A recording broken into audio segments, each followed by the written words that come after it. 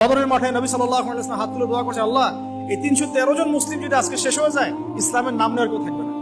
দোয়া করতে করতে চাদরটা পর্যন্ত পড়ে গেল। আবু বকর সিদ্দিক দৌড়ে এসে চাদর উঠায় দিলেন, দিয়ে কান্না জড়িত কণ্ঠে বলছেন, হাসবুকা ইয়া রাসূলুল্লাহ, যথেষ্ট হয়েছে আল্লাহ রাসূল, যথেষ্ট হয়েছে, আর দোয়া করার দরকার নেই, ইনশাআল্লাহ আল্লাহ সাহায্য নেমে আসবে। আল্লাহ পাকের সাহায্য নেমে আসলো, হাজার হাজার ফেরেশতা আল্লাহ নামিয়ে দিলেন বদরের মাঠে। আপনি দেখুন যে সুবহানাল্লাহ, নবী সাল্লাল্লাহু আলাইহি ওয়াসাল্লাম হিজরত করছেন আবু বকর সিদ্দিককে সাথে নিয়ে। মনে আছে গারে সাওরের ঘটনা, সবাই ঘিরে ফেলেছে, এমনকি নিচ থেকে উপর ওদের পা দেখা যাচ্ছে। আবু বকর সিদ্দিক বলছেন যে ইন্না মুদরাকুন, আমরা ধরা পড়ে গেলাম ইয়া রাসূলুল্লাহ। একই কথা কিন্তু নবী সাল্লাল্লাহু আলাইহি ওয়াসাল্লাম সেই একই কথাই বলছিলেন, লা তাহজান, তুমি দুশ্চিন্তা করো না, ইন্নাল্লাহা মা'ানা, আল্লাহ আমাদের সাথে আছেন, ইনশাআল্লাহ আল্লাহ আমাদের সাথে আছেন। তবে কাদের সাথে আল্লাহ থাকবেন?